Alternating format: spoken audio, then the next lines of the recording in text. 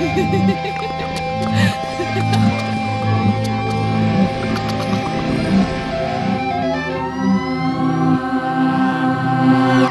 Intercollegiate Psychedelics Network.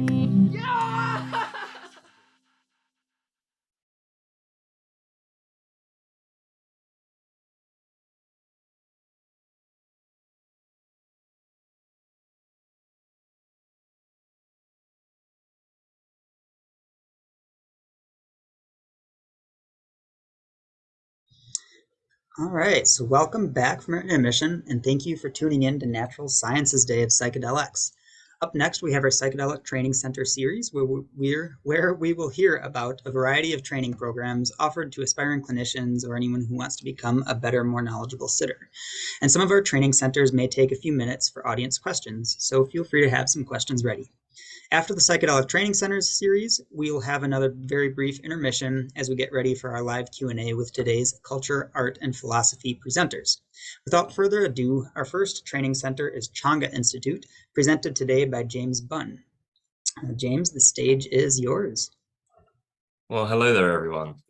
So thank you for the introduction there. And as you said, my name is James Bunn. I'm a lawyer, and I've been working in the psychedelic space for almost about 10 years now. It's been a while since I've sort of navigated towards this space. I became fascinated in this area, I guess, in the way of the next generation of mental health practitioners will deliver this quite new and newly regulated industry involving psilocybin. And for those amongst you in the audience with the ear for accents, you will have probably noticed by now that I am not an Oregonian myself. I'm not even American. I'm actually from the United Kingdom. And I might speak a little bit about that in a second. But I'd be really interested to talk to you all today about the Changa Institute. And what I'd quite like to do is I'm going to speak now for about 10 minutes, just to give you a rough feel about what the Changa Institute is and what's been happening over in Oregon.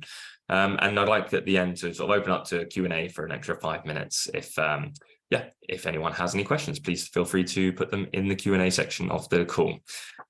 So as someone that's worked in the space for what I would consider quite a while now, I can't tell you how many times that I've been approached by students or people that have been in another profession, let's say, and they come to me and they'll say, I really want to be a psychedelic facilitator, guide, or therapist, depending on where in the world this is. How do I do that? And for the longest time, I've had to tell them that they might be a little bit ahead of the curve. They are approaching this a bit early, but there doesn't seem to be a sort of set pathway yet. So that is actually no longer. So now I get the luxury of being able to tell them about everything that's going on in Oregon. So this happened at the start of the year. Some of you may, I'm pretty sure most of you will be aware of this, but just for a very quick recap.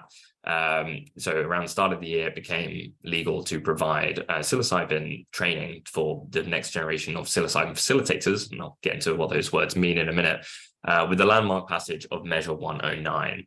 And with that change in the law, the need for quality psilocybin facilitators has never really been greater.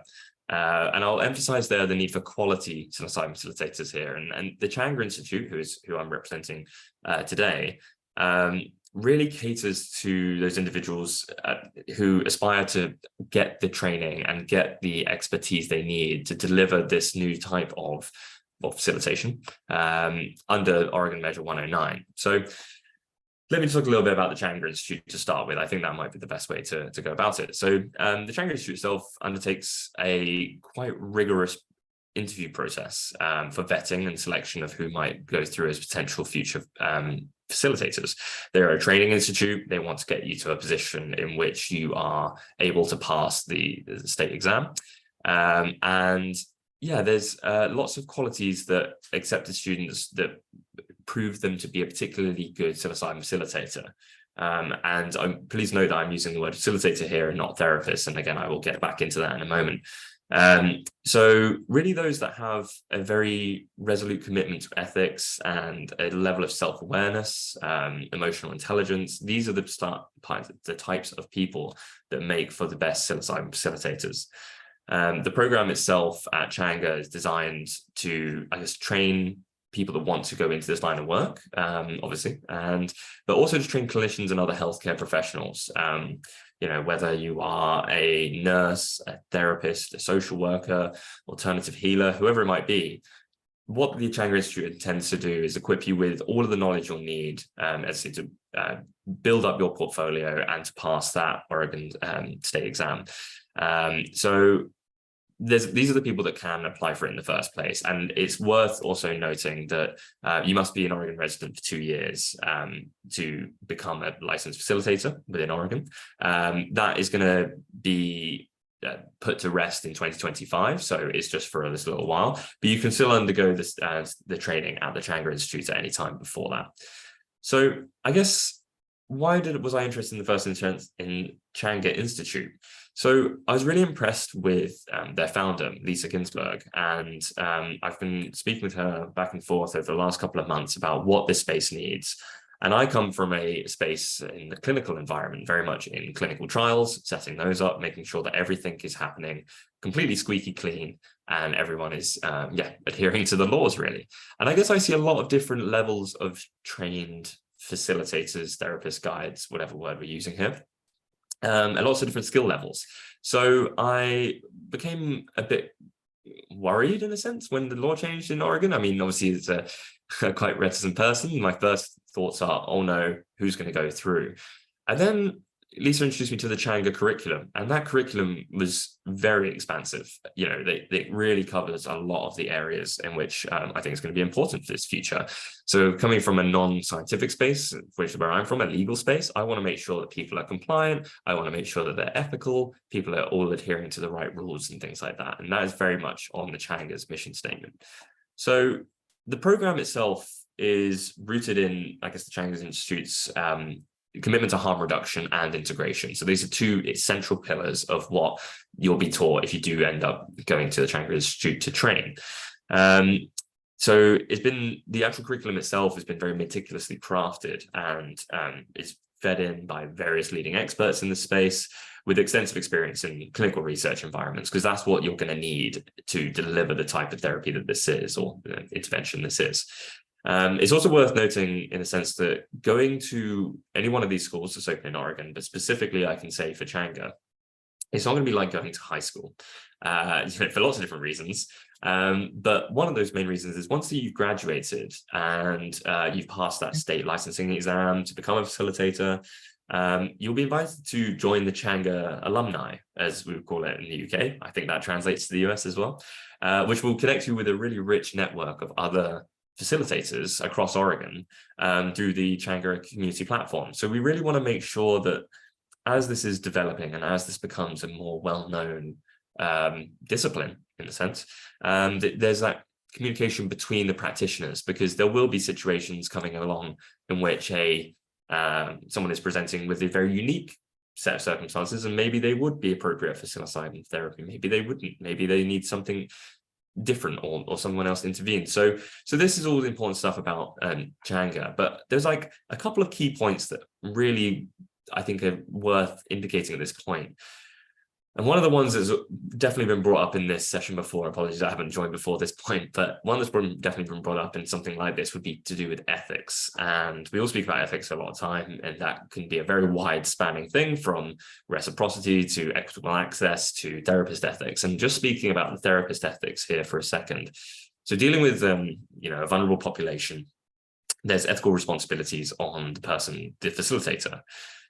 In ordinary coaching, or in even a very therapeutic context, it's relatively easy to remember what these ethical guidelines are, what the code is, what the rules are. Yet when people are sitting with people that are experiencing an extraordinary state of consciousness, the intensity often requires that there's an additional level of ethical alertness and self-inquiry before that happens.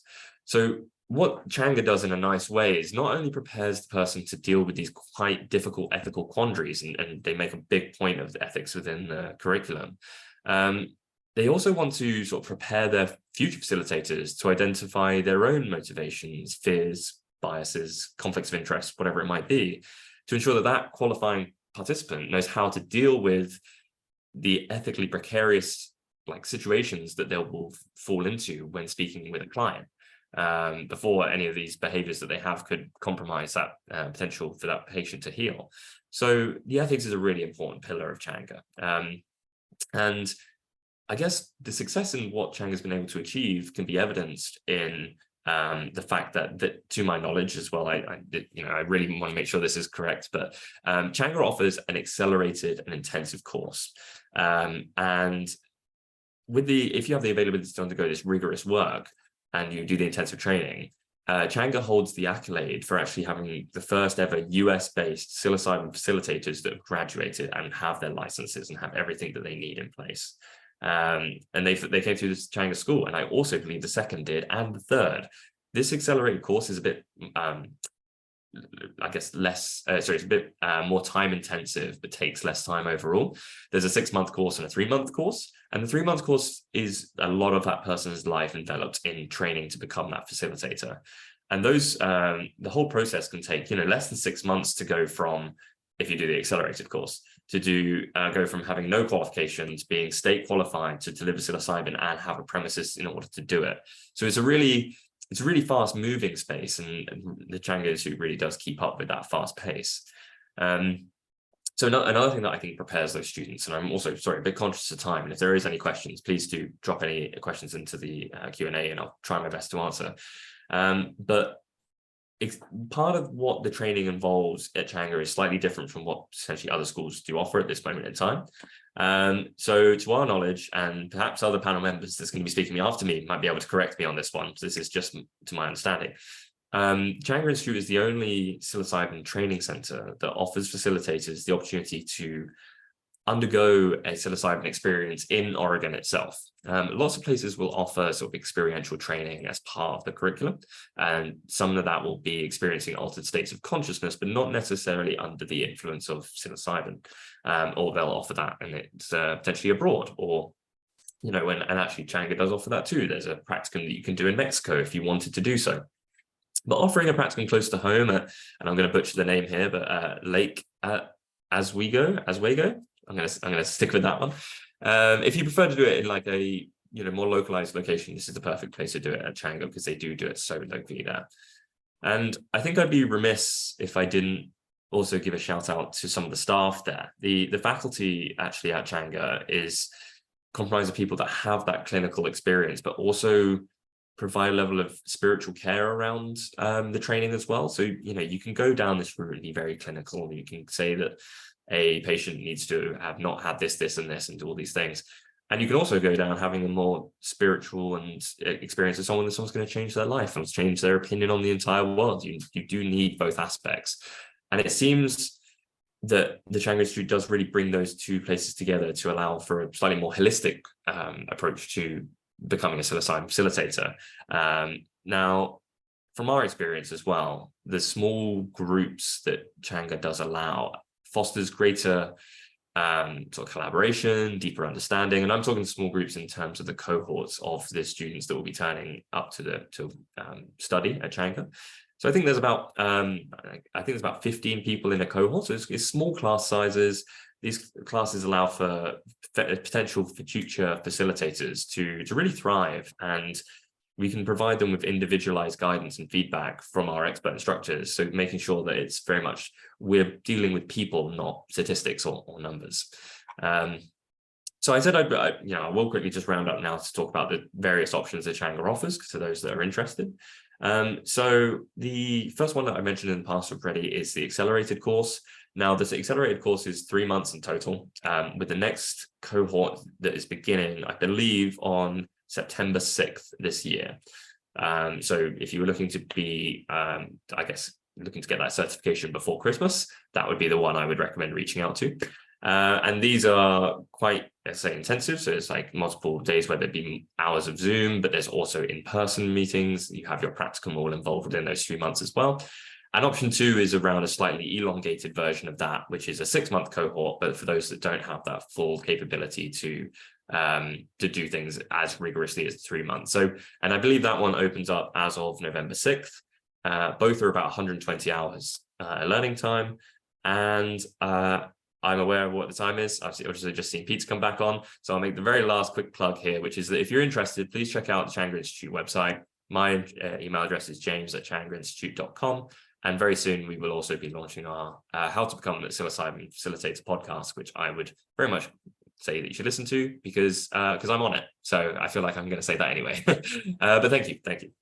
That's very exciting. Love to listen in on that. We do have one question, and just being conscientious of time.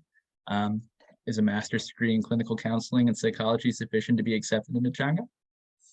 So I can't say for definite. I'd say that that's going to help you out a lot. Any sort of experience that you have is going to be it's going to be taken as a holistic view. So having academic experience, especially a master's degree in clinical counseling, I mean, that's a really powerful degree to have for this type of work. But there's nothing that says 100% this will and this won't. I recommend reaching out to going on the website. You can fill out the details all in there. And best of luck to you. Thanks, James. And also feel free to put the website and your email address in the chat so people have those things for you. I will do. Thank you very much, guys. Thank you for inviting me.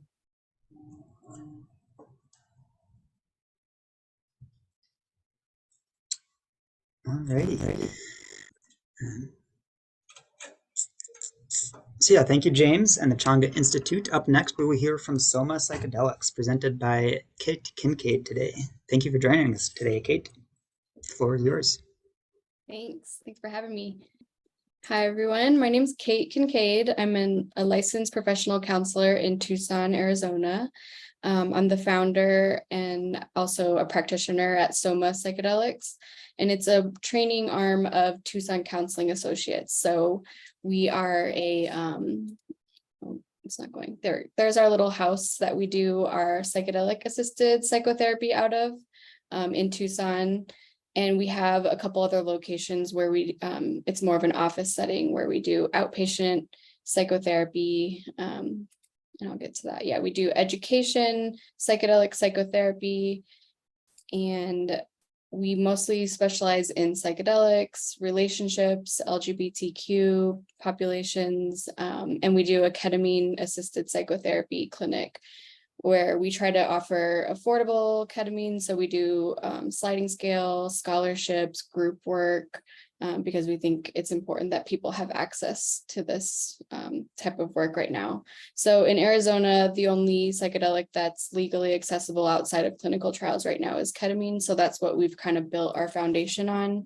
But we hope to be able to use the other medicines when they become available. And a lot of us have additional training from CIIS, IPI, MAPS for other medicines too. And we're also a training facility for associate licensed clinicians like LMSWs, LACs, and we do internships and externships for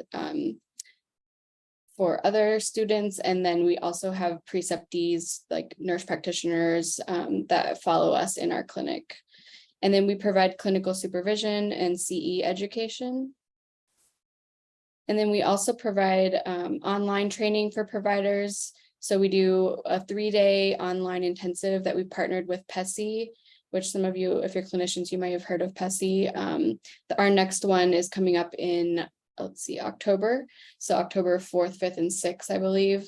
And then we do an experiential portion of that training here in Tucson. We have like a whole ranch out in Arvipa that we host the experiential retreat on. So right now, the experiential retreats are just available for people who have done the online trainings with us. We also have recordings of our online training on our website. So you can either do the self-paced ones or come to the PESI one, because that's kind of the prerequisite for doing the experiential retreat. We hope to offer more experiential retreats in the future, but we're just kind of getting started with that arm of our practice. And then we do a lot of community outreach, podcast interviews. We host a psychedelic happy hour here in town, just to try to network and build community with other providers, hear about what people are doing, share resources, share lessons learned. And we also offer a free consultation group once a month on the last Friday of every month, where it's mostly focused on ketamine right now, but it can be for anybody who's working either above ground, underground, that want to just talk about cases or things that they've learned or things that they're confused about.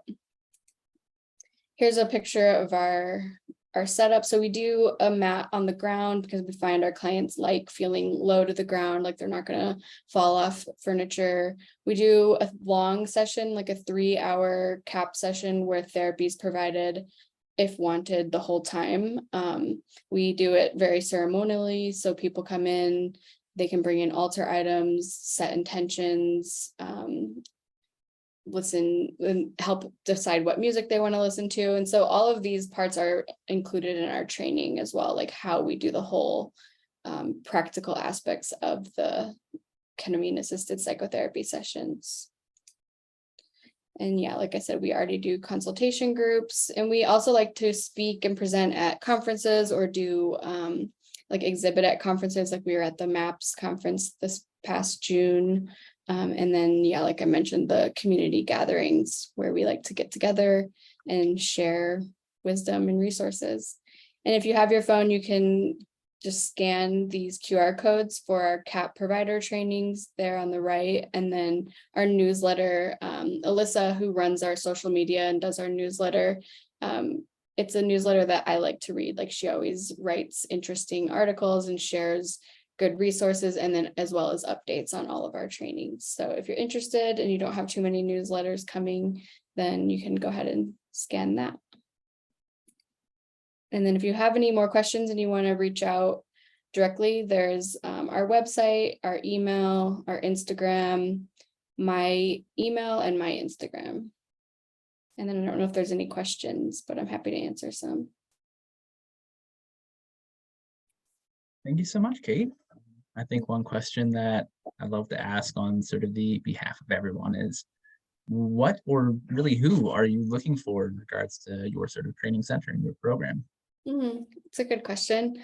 Right now we're focused on clinicians, so therapists. Like most of the people we've trained are licensed already so that they could actively practice. But we hope to start offering more community trainings. So people who maybe are not therapists, because, you know, just a lot of our clients are sharing that they're accessing these medicines on their own and wanting their loved ones to sit with them. And so we want to do more like community training so that anybody can learn some skills for holding space or some harm reduction skills too. So that's something that's coming down the line. But for now, it's just therapists. All right, so it's looking like we have no more questions or anything here. So thanks again, Kate. Is there any last things you would like to say before you hop off? Any last messages you'd like to leave us with?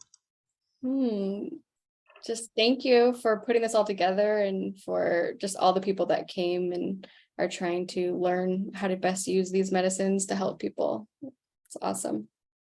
Absolutely. Yeah, thank you for the kind words. Yeah, good to see you. Bye. All right, so next we're going to hear from Vital, presented today by Kyle Buller. Kyle, hello and welcome. The stage is yours. Hello, thank you so much for having me. Excited to be here. So yeah, my name is Kyle Buller. I'm one of the co-founders at PsychedelX today. We're a psychedelic media and education company. Been podcasting since 2016 and been offering online education since 2017. I'm going to share some slides here. So I'm here to chat a little bit about our Vital program, which is our 12-month training program, really in psychedelic integration, risk reduction, understanding the therapy, kind of psychedelic assisted therapy. And we launched our original one in April 2022. So we're 1 year in and we just started our second cohort, and we're going to be looking to launch our third cohort in January 2024.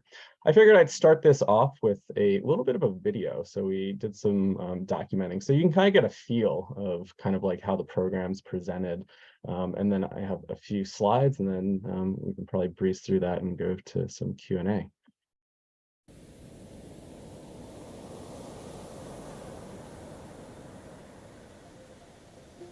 I think something that gets me most excited about this work is some of the transformation that happens. And that's why I keep coming back to this idea of like transformative education. Vital is education that has never existed before. What we are offering to students is 12 months of intensive process-oriented learning around psychedelics and altered states of consciousness. It's creating a container for people to explore. I feel like a lot of this is about exploration, finding out who we are, finding out how we want to show up in the world. You know, so many people, they feel like they want purpose and meaning in their life, and people that are drawn to these fields feel like it's a calling. And so that's what gets me excited, is gathering people together, building that community, and allowing people to go through a process so that they can find themselves. The thing about a program like Vital that is so important is that we are on the brink of shifting the way that we care for each other. Talking to a lot of people that are coming into psychedelics, wanting to work with breathwork, non-ordinary experiences, and helping people, you know, I think one thing that a lot of people in life are looking for is some sort of meaning or purpose. We really emphasize process-oriented learning. We really want you to ask questions and to engage in a dialogue. And with the asset of Zoom, we also have the opportunity for you to interact directly with some of the biggest names in the field. It seemed very fitting. I didn't have to be licensed. It was continuing education. You can get those credits. And the sense of community was just so accepting. So not only am I getting an education, I'm also being accepted. The people who are coming to Vital are clearly the visionaries who are saying, okay, we got to figure this out. And so I love that all of us are coming together and each of us are figuring out what our piece and part is within this bigger narrative. The psychedelic landscape is emerging very rapidly. It's a growing field.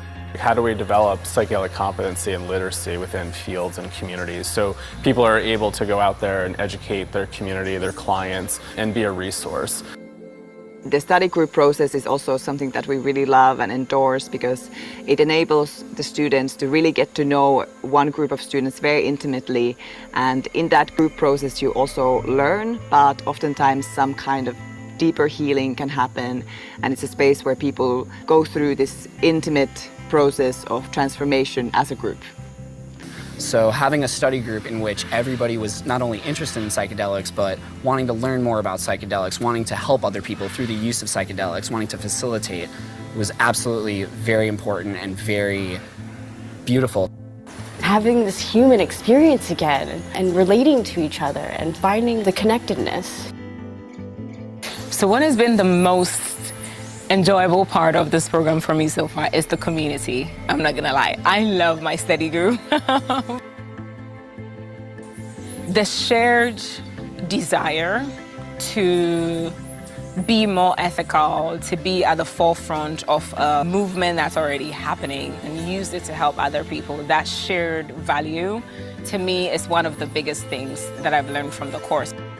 I get really excited about trying to co-create an environment with people so that they can do their own self-exploration to find their life purpose. I think if we really want to make it here, we're going to need an approach that helps us cultivate more inner awareness, more compassion, more love for the world, more community, more working together. And what I really love about working with Vital is that our team consists of really fantastic people. I would say that it's a group of dreamers who really put together something that is quite spectacular. And it's a grassroots effort, and we have managed to create a truly wonderful avenue for people through which to enter this field and this community with resources and support and tools to navigate their own experience and help others along the way. We just don't want it to end here at Vital. Just trying to find like-minded people to come together to work on a certain cause, a certain passion, and it's exciting, you know, it's invigorating. We are rebuilding the world that we want for our children and our grandchildren and our great-grandchildren. And this is an incredible time in history. So come to Vital and find your people.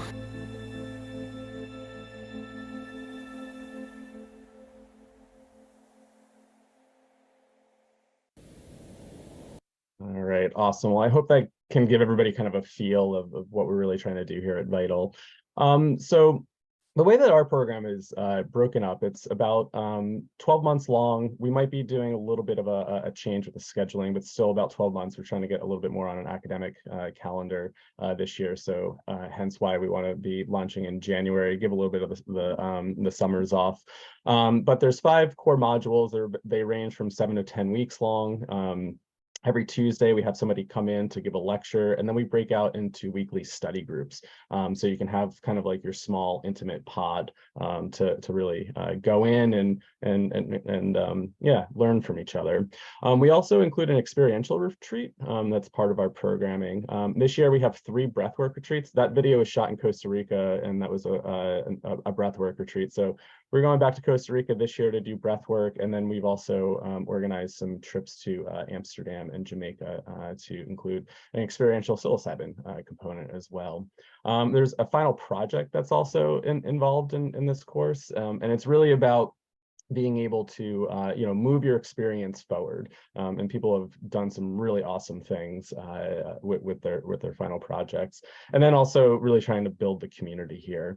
So one thing that we were really trying to think about when we were creating Vital is looking at the landscape out. A lot of these training programs are really just limited to licensed professionals, and as we were starting to see Oregon change their law, cities starting to decriminalize and move towards policy change, we thought there's going to be a huge need for people to get involved. And so we're a pretty inclusive program, and really we have folks that are clinicians, psychiatrists, other kind of doctors, to wellness coaches, to we've had journalists in there who really just want to understand how to cultivate more language and how to talk about psychedelics.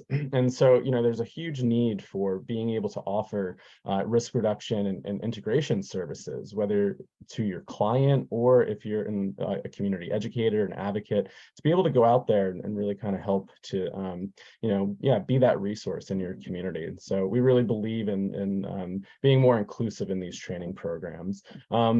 I just did some calculation over the past week and realized, we have about like 230 hours of teaching and experience. And that includes some of the experiential retreats, some of the we have an experiential elective where we ask people to engage in their own inner work by attending maybe another weekend breath work, maybe it's a meditation retreat, maybe it's engaging in your own ketamine-assisted psychotherapy. And we really try to weave together the experiential and the academic, the clinical and the transpersonal, the medical and indigenous perspectives, and then the theoretical, practical, and really focused on your personal and professional transformation. So I kind of broke down a little bit of the schedule before, but just kind of like a little reminder how this operates is, we have a 2-hour live webinar on Tuesdays. It's usually at 2 p.m. Eastern time. It's usually an hour presentation followed by an hour of Q&A. So you get to really kind of interact with the presenter that's there. And then we have a 90-minute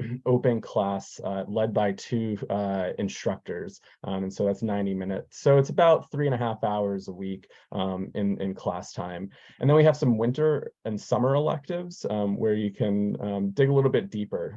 We're just about to start our summer electives this round, and we have a course on psychedelics in the shadow, Jungian perspectives on psychedelics, a neuroscience course, and an inner work group.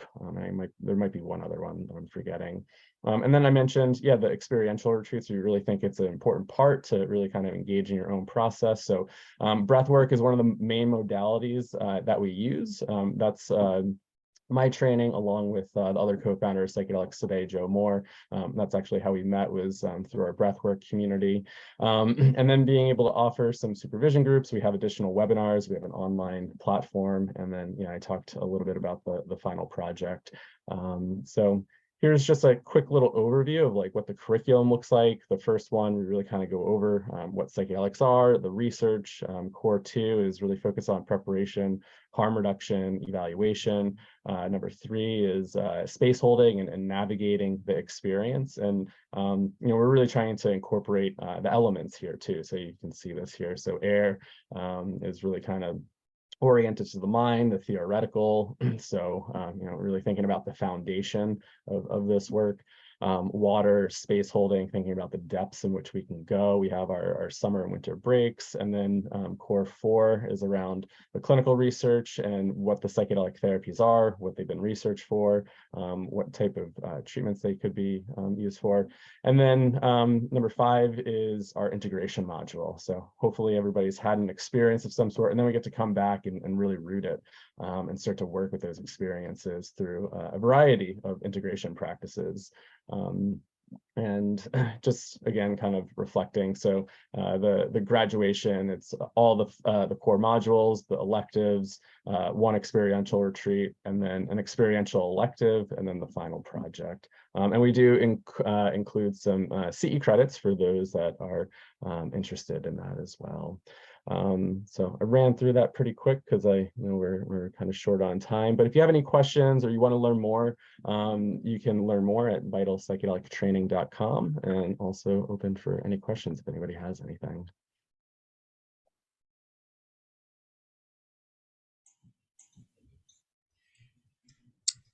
All right, thank you so much, Kyle. And yeah, we do have a couple minutes for questions. So if our audience has any questions, feel free to ask. And I just wanted to, I guess, reiterate, yeah, we're not, like, we're really trying to train people in the risk reduction, integration, and, you know, people are going to take these skills and probably work in areas where it's decriminalized. They're going to kind of do community healing.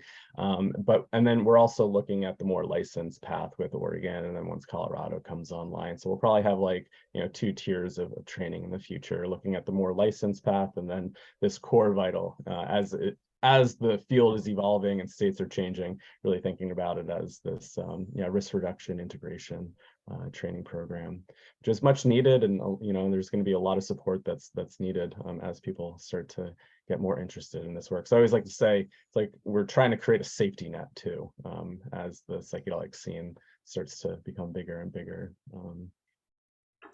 So do you envision a process where each state has a very different process of, like, I'm what? hoping not. I'm hoping that they can, like, get a little bit more, like, universal, and so people don't have to keep taking different programs to meet their licensure. But I guess we'll figure out how that operates and how that unfolds over the years.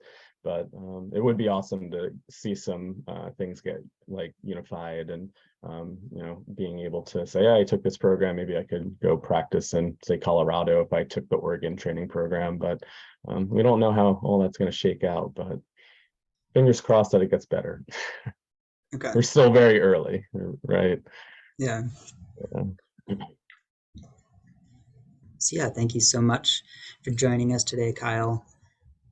Yeah, thanks for having me. And again, you can check out all the info at vitalpsychedelictraining.com, and also check out our podcast and our media platform, just psychedelicstoday.com. So thanks, everybody. So yeah, last but not least, in today's Psychedelic Training Center series, we will hear from Alma Institute, presented today by Claudia Cuentes and Juliet Moore.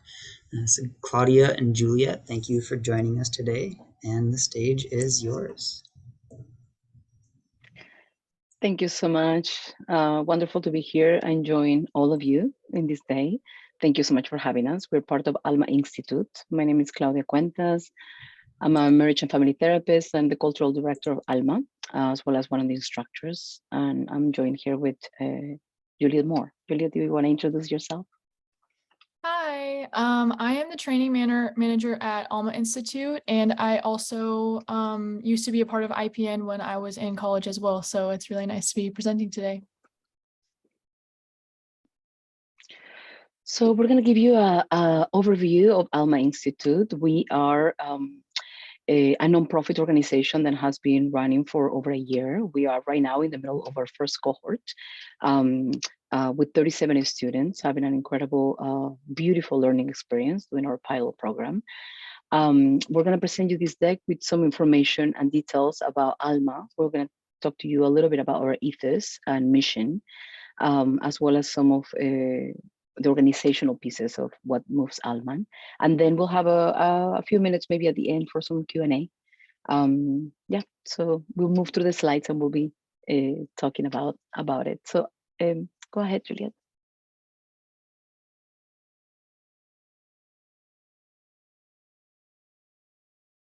Oh, should I? I'll go. Can you hear me, Juliet? Yes, beautiful. So we are an Oregon-based nonprofit psilocybin facilitation program based in Oregon, and we are our training is social justice oriented, utilizes a trauma-informed lens with a diverse group of instructors and educational staff. We're HEC approved, and of course we go under all the requirements of the HOA, and we prepare our students to finish a psilocybin training program with different pillars and specific information.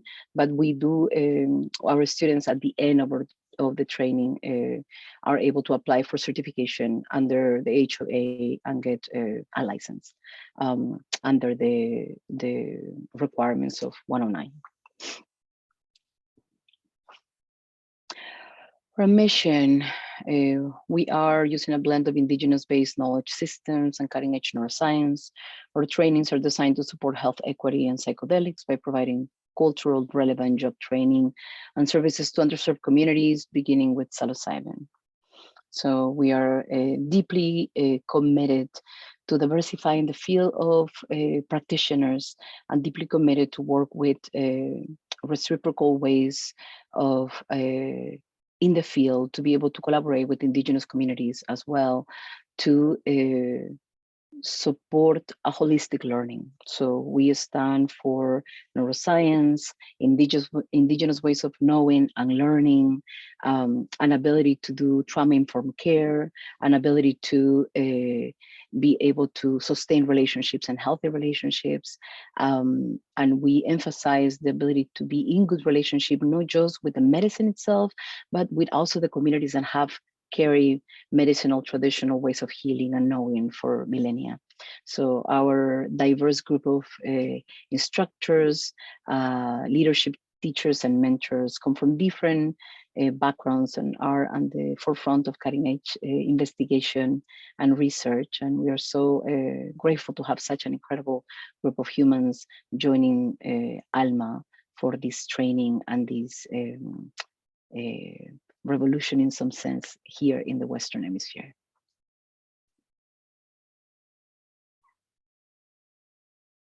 So, as I said, in our curriculum, we have several pillars that are very important for us. We have a unique approach with the whole person in mind, and our curriculum is indigenous-based, trauma-informed, and neuroscience-based, and we have a social justice-based as well that is really strong for ALMA, wanting to acknowledge not just, again, as I said, what these medicines are about and their potential of healing, but also acknowledging the different lineages these medicines come from. We are focusing on psilocybin, but we also do offer a broad information about the different medicines. Understanding that knowing the root of things potentiates and empowers the strength of what we can do with those medicines nowadays in a responsible way, with integrity to the person and to the land and to the culture where it comes from.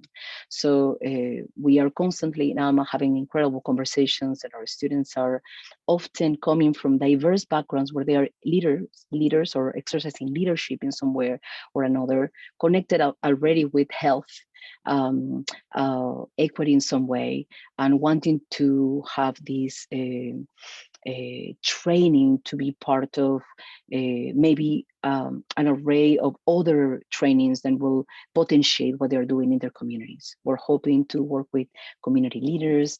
We're hoping to work with people that are wanting to do and create a big difference in their circles and their communities and potentiate their work so they can actually teach others to continue on doing this work with integrity, with consciousness of social justice, with consciousness of indigenous knowledge and indigenous ways of learning and knowing, and with frame of reciprocity.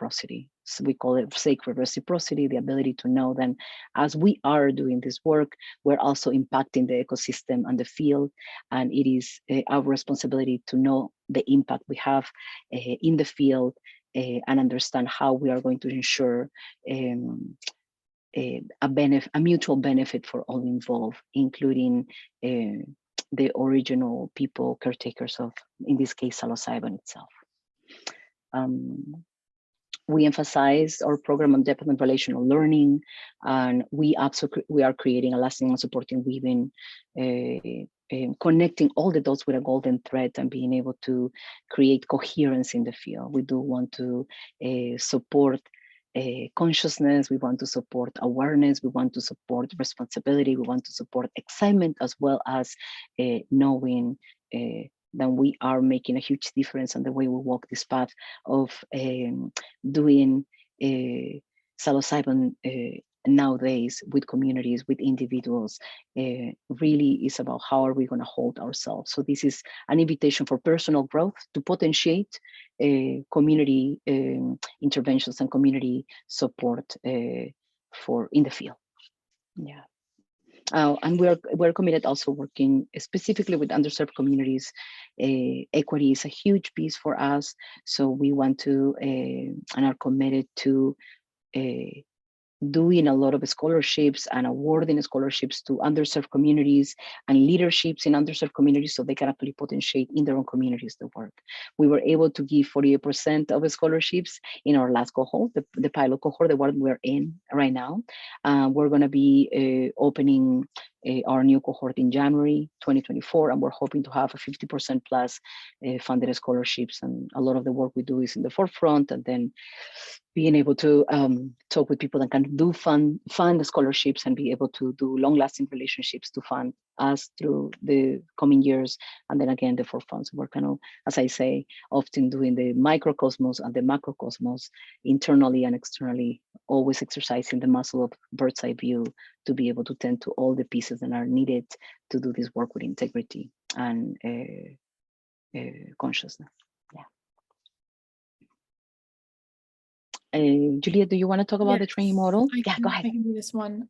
So our training is a 160-hour psilocybin certificate program, which is 40 hours beyond the OHA requirement. We have a 6-month cohort, which has a hybrid in-person and online model, which has in the tuition, in-person opening intensive and an in-person closing intensive. And then in between the opening and closing intensive, you have access to our online course and our library of materials, twice a month live online Saturday classes, twice per month small group mentor meetings, and opportunities for Indigenous ceremonies, experientials, and practicum and supervision is woven throughout the 160 hours of the program. And then after graduation, you get access to a 3+ year community of practice. So our philosophy is that we don't just train you, give you your certificate, and never see you again, but we are actually building a community of practitioners, a support network for this ecosystem to really thrive in Oregon and beyond. And we are also building out apprenticeship opportunities that should be coming, if not in our next cohort, in the future.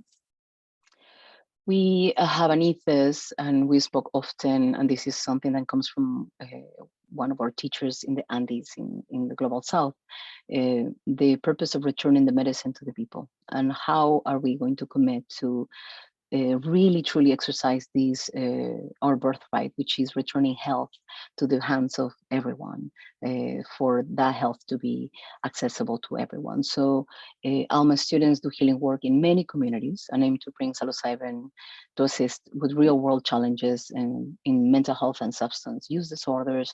People are working with postpartum depression, tribal nation and historical trauma, intimate partner violence, gender and identity-based discrimination, veterans and war trauma, disability and chronic illness, first-generation migration, police violence, and incarceration, and end-of-life anxiety are some of the themes that our students are focusing on. Our next cohort will be taking place from January 12th to July 15th, 2024. And we are going to open our applications for this cohort on August 14th, so next month. And you can scan this QR code to be placed on an interest list. So once we open the application, we will send you an email with a link to the application. That link is also in the chat, and I'll just leave it up for a little bit if anyone wants to scan it. And then on the next page, I will have a scan code for our admissions brochure.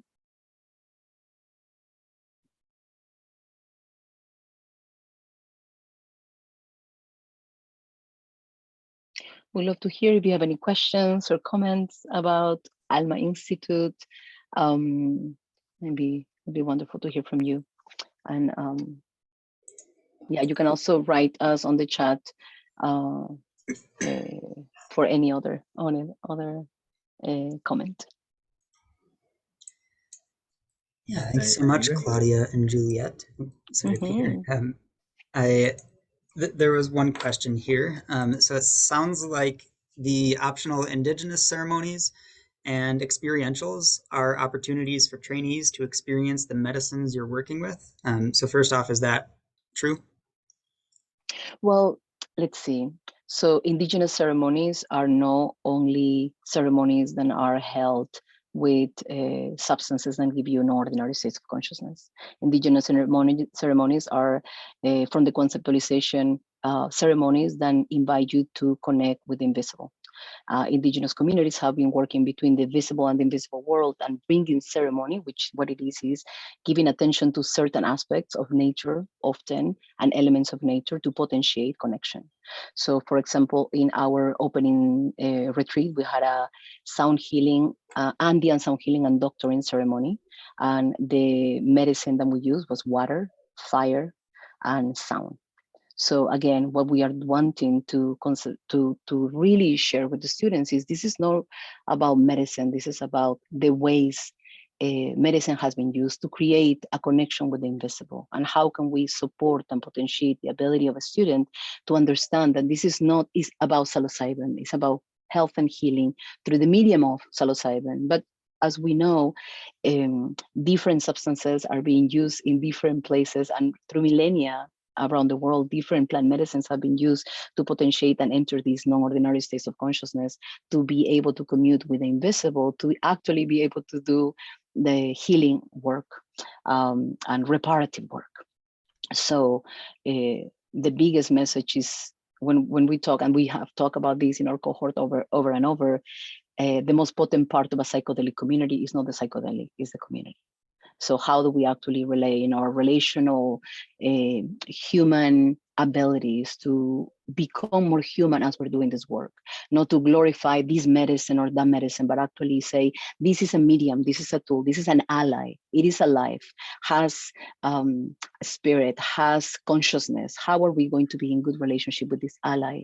And with any friend, you do have to take care of your friends. You have to take care of your people. You have to tend to them, listen to them, tell them, and listen, and create ways to potentiate your friendship for deeper and better ways. So it's not really about, it is about the medicines, but it's truly about, we are leaning in our program of understanding and learning about indigenous ways of knowing and healing and entering these invisible states to be able to do health, healing work and reparative work. So the medicine is an ally, the medicine is a companion, is not it.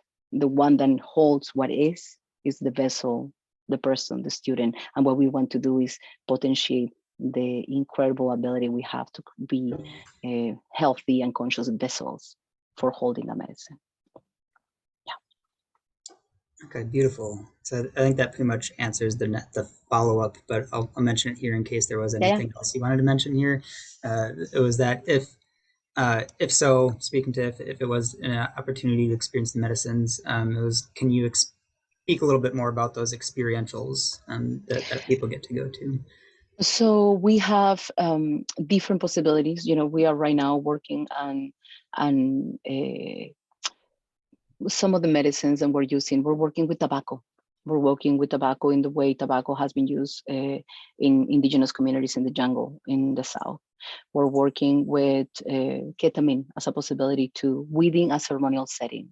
So in some ways, we're merging ceremonial settings, indigenous ways of knowing and healing with these medicines. Or right now, ketamine is the legal thing that we could use in our trainings. So within a ceremonial context, how are we going to be working with something like ketamine?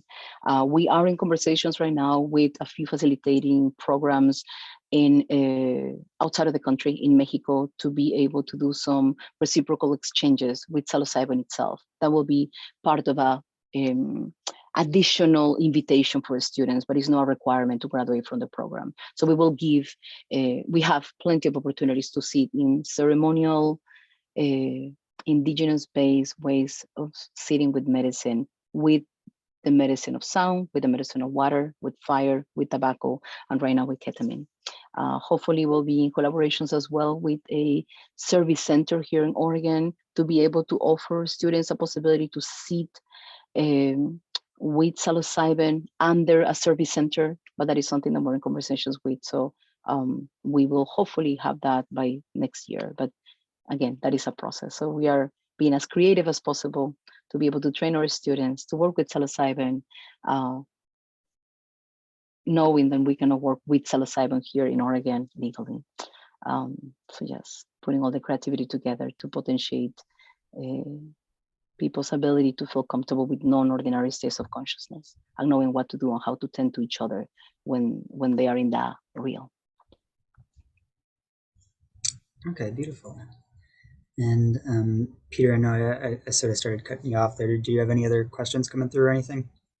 You took them out of my mouth. It's definitely questions about the experientials. I'm just curious, you mentioned you're working in Oregon and beyond. Do you see your training center going? Do you see it moving to somewhere like Colorado or expanding outward from there? You sort of answered that as well with already working outside of the country in Mexico. So I'd love to hear you expand on that a little bit if you would. Well, we are being very slow in the process because we do believe that the biggest, most important thing is to create long-lasting relationships. Last year, we were able to collaborate with Inti Flores from Huautla, who is an incredible teacher and archaeologist, and is putting a lot of energy in creating a museum with the archives of Maria Sabina in Huautla. If you can check his project, is incredible, and he was funded by Fungi Fungi, the Fungi Fungi Foundation. Then was doing a lot of support. Maybe Juliet, you can put the link on the chat. So what we are interested in is long-lasting relationships, to be able to actually exercise reciprocal, what we call in indigenous communities. I'm from Peru. I come from an indigenous lineage of Aymara and Quechua people. And what we call is Aini, the reciprocal way, the sacred reciprocity, which is acknowledging that everything and everyone is in connection to everything and everyone at all times. And we are in constant symbiotic relationship with everything. So what we do impacts everything. What somebody does impacts everything. So how do we walk with consciousness, knowing that if we are going to be expanding towards relationships in Mexico, we want those to be long lasting. We're taking our time. We have many projections, 2 years, 5 years from now, but it's truly all based on healthy relationship and being able to come back in a golden thread to that root of we're sitting and doing this work to create health equity for all. Thank you so much. I think we all need that health equity for all. Mm-hmm. Yes. Thank you, Claudia. Thank you, Juliet. Thank you for the Alma Institute. Thank you so much for having us. Hi and welcome. My name is Dr. Olivia Jagir, and I'm here today to talk to you about Synaptic Institute's entheogenic medicine training program here in Portland, Oregon.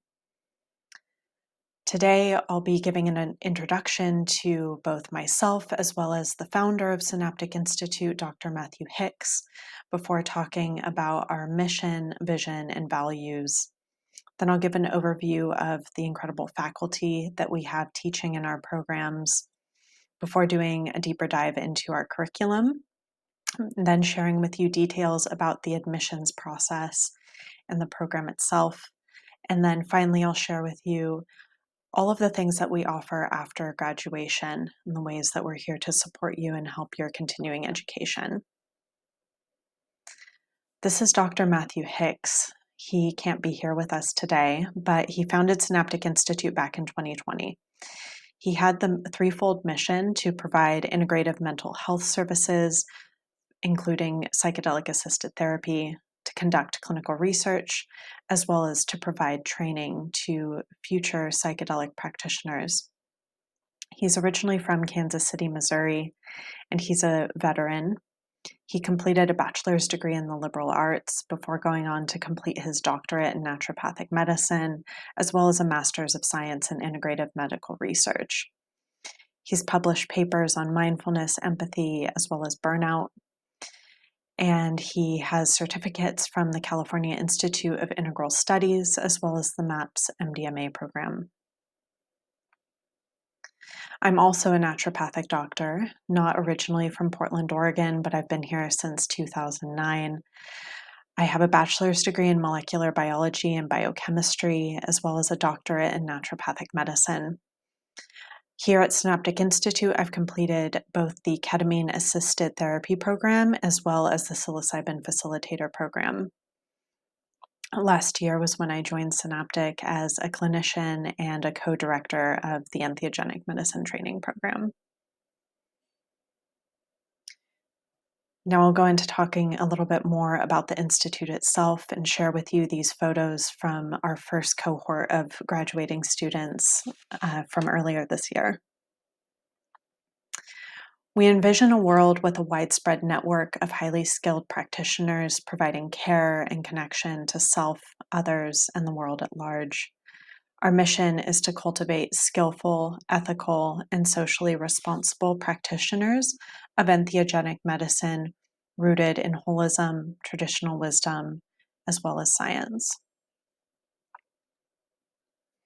We believe in finding a middle path between the extremes of both New Age spiritual bypassing, as well as a reductionist, materialistic, scientific view.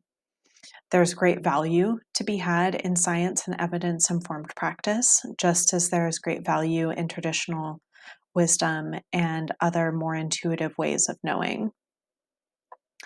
We believe that psychedelics are inherently entheogenic as well. It's an inherently spiritual medicine, which is foundational to the way we practice as well as the way we teach. However, we also will teach a lot about therapy, pathology, even though we realize that Western psychology is not enough to account for the entirety of the benefits of these entheogenic and psychedelic experiences. No worldviews that we present in our program will be directed dogmatically. However, we do share with you about Buddhism, Kundalini, Rastafari, other indigenous traditions, as well as transpersonal and Western perspectives, as well as shamanism. In terms of our students and the people we seek to teach, we believe that degrees and licenses do not necessarily make good practitioners. People who do not hold these higher degrees are still admitted into our psilocybin training program. We are more concerned with the cultivated values that any individual comes to our program with, as opposed to simply, all of the points on their resume. We highly value personal growth. We intend to deliver far more than just information in this program, but to really invite you to go through a process of transformation yourself such that you can facilitate that in other people. We believe strongly in community and invite you to stay a part of our community even after you've left our program. We have high levels of integrity, ethics, and equity that we seek to teach to all of our students. We also believe in collaboration with one another, with other training programs, and not competition. Even if we're forced to operate in a capitalist system, we can try to avoid the worst parts of it, which is another reason why we are a nonprofit. Okay. Yeah, speaking of collaboration, here is an introduction to some members of our team. We draw from people with very diverse backgrounds, from having a number of therapists in our program, a number of naturopathic doctors, a medical doctor, as well as people from the underground, who've been practicing psychedelic work for a long time and have incredible skills to share with the rest of us as, this more legalized model seeks to catch up. We also have 2 Indigenous speakers who will be joining us for both our retreats as well as teaching in our curriculum. We'll be hearing from Mano, who is Mexican as well as Ecuadorian, and First Man, who is Rastafarian.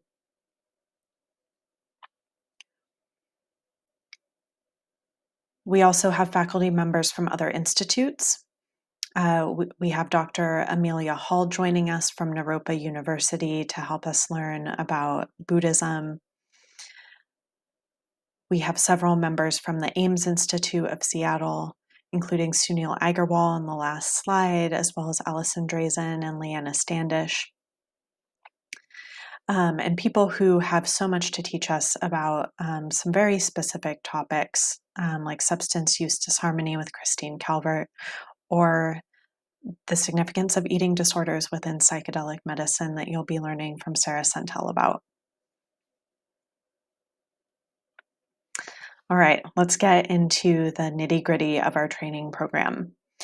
So our program is a hybrid of both pre-recorded content, which you'll be able to watch at your own pace online. It's about 28 hours of our entire program. Then we have 78 hours of the program that are live online. This includes Wednesday night meetings that will run regularly throughout our next program, as well as 4 Saturdays on the first Saturday of each month from October to February. We also separate people into home groups of 4 people with a guiding instructor, such that you have, a small, cohesive group within the larger cohort. Even though we keep our cohorts really small, we have very individualized training and attention for all of you, with capping our cohorts at about 30 students. We also have an aspect of our program called Journal Club. So this takes place every Friday during the lunch hour from 12 to 1, and students are required to present once and invited back over and over again to hear about the latest primary research from fellow students and colleagues. So in terms of our training schedule, we are continuing to enroll students right now, and as soon as you become enrolled, you have access to all of the pre-recorded content. Our very first in-person retreat will start on August 30th and run through September 7th in Eagle Creek, Oregon, which is just south of Portland.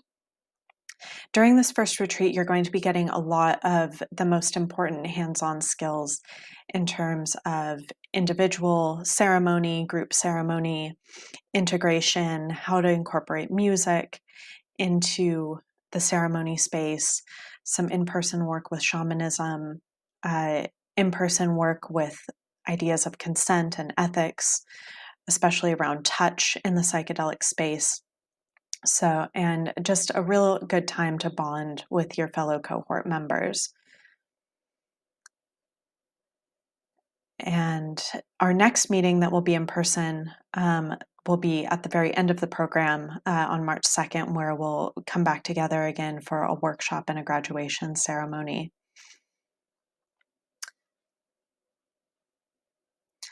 So now that I've talked a little bit more about the didactic portion of our program, I want to talk more about the experiential learning aspect of the program and how we break down our practicum. So first and foremost, we really recognize the importance of personal cultivation during this time. We require all of our students to log 20 hours of personal growth work outside of our programs. This can include things like psychotherapy, coaching you may be experiencing, and any legal and theogenic work or expanded state work. This can include things like breath work. So, we don't collect any money for this. We just track that it's actually happening. The next big one is the practicum. This will be a minimum of 40 hours, and we offer 3 options to complete this. One is at a local service center in Hood River, which is run by one of our previous students who's graduated. One is in Mexico and the other is in Jamaica. And all of these options are really special. You'll be working directly with psilocybin with all of them. We are not replacing any of the direct work with psilocybin with, either breath work or ketamine work. You'll have hands-on experience with, one option to do it at an actual service center here in Oregon. If you're looking to become a psilocybin facilitator here in Oregon, that can be particularly important. However, the other retreats have so much more to offer as well, which I'll talk about a bit more in just a bit. But that will fulfill the, Oregon Psilocybin Services requirement for 40 hours of practicum. Finally, something that distinguishes our program is the apprenticeship that we also add. So we will require students to have a minimum of 40 hours assisting and observing a more experienced practitioner. You can think of this as an unpaid internship, a preceptorship, but it's really just a way for you to see how this is done, to gain more experience and learn more through the watching of somebody who is much more adept than you are, and helping them with everything that comes prior to the ceremony itself, and then everything that happens afterwards. These 40 hours are going to go by really quick, especially if you're working with psilocybin. This is only a few sessions, but we're here to support you in, finding the right practitioner for that as well. All right, here's a little bit more information about our practicum training retreats. And something that I want to let everyone know is these retreats are open to people who are not in our psilocybin training program, or even our ketamine-assisted therapy training program. These are open to anyone who's interested in gaining more skill within the facilitation role of psychedelic and entheogenic experiences. So Vital Reset, as I said, is at an actual service center here in Oregon. You'll be able to see how to work with both individuals and groups using this model. The other retreat is the Traditions of Mexico and Ecuador. This is happening at the end of October in Tepoztlan, Mexico. We'll be there for a week working with Mano and getting his instruction and guidance from the Yuashan, Mexican, and Ecuadorian systems that he's trained under and been learning for decades now. This one will also include work with making ceremonial drums and the opportunity to work with other entheogenic medicines as well. Our Rastafarian retreat is happening the very first week of December, and this will be a multi-ceremony retreat, working with psilocybin each time. And again, you'll be learning more about the indigenous Rastafarian approach to the work with psilocybin, as well as getting to practice, your skills as well as receiving. And again, these retreats are open to people who are not currently enrolled in our program, so feel free to reach out if you're interested in joining us for any of these. All right, so cost of the program. We have a non-refundable application fee as well as an enrollment fee. The cost of the entire didactic curriculum, which is the online recorded videos as well as the synchronous material that you'll be getting online via Zoom, all of that costs $6,000. The experiential components, so the retreats, all have different costs associated with them, which if you go to our website, synaptic.institute/retreats, you'll be able to see the breakdown in the cost of each one of these options individually. But they all range from about $2,000 to $2,700, and that does not include airfare. But right now, Tickets are fairly cheap to both Mexico and Jamaica if you buy them early enough. The personal cultivation, we do not have any fee for that side of our experiential component, and there's no fee for the apprenticeship either. So it's really just the fee for the retreat and then the didactic material that you'll be paying. We offer the ability to split the didactic portion into 2 payments for a $100 service charge fee. The practicum is paid separately with a scheduled refund policy. And if you do decide to pay by credit card, we have a small fee for doing that. Okay, so after graduation, you'll be invited for 1 year to join us in our monthly peer consultation group. This takes place on the first Tuesday of every month, where you can gather with fellow students, fellow graduates, fellow professionals who are working in the psychedelic and entheogenic space. And this is a place to support one another. Do you have questions? Do you have a difficult ethical case? Is there something you want to share? This is a confidential space for us to work through those things together and to be supportive of one another. You will also still be able to attend our weekly Friday journal clubs. This is an incredibly supportive place for sharing resources and for sharing knowledge and for staying up to date with the latest research without having to do it all of yourself. And again, this is a way to stay plugged into community after you graduate. We're here to support you. From our first cohort, we have 2 students who started service centers, and you'll have access to these, for training purposes and potentially for facilitation purposes. And finally, we're very, very excited to announce that we now offer a pathway into a master's degree or a PhD through Ubiquity University.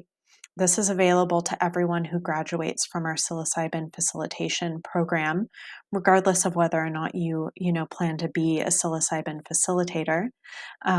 You can go on to, complete a master's thesis or a doctoral dissertation with them over the next few years after our program ends. And this gives you an incredible opportunity to contribute to the field of research to help support and bolster the use of these medicines in our modern day society. Help us continue to move towards their acceptance and their safe use and making them available to everyone who needs or wants them. I also want to let you all know that we offer many of our classes individually as well. You're welcome to get in touch with us about this, but you can start taking classes before even entering into the whole program itself. And you can use those classes to apply towards the program if you end up joining the full program.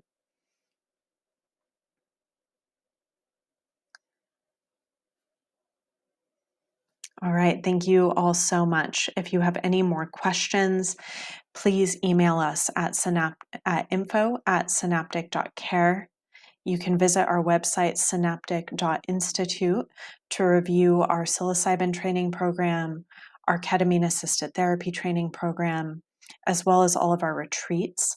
This is where you will also find the application for our different training programs and the application for our retreats. If you're interested in learning more about the master's and PhD programs, you're welcome to visit Ubiquity University's website /graduate degrees in entheogenic medicine to learn more about the pathway between the 2 programs and the collaboration between them. Thank you all so much.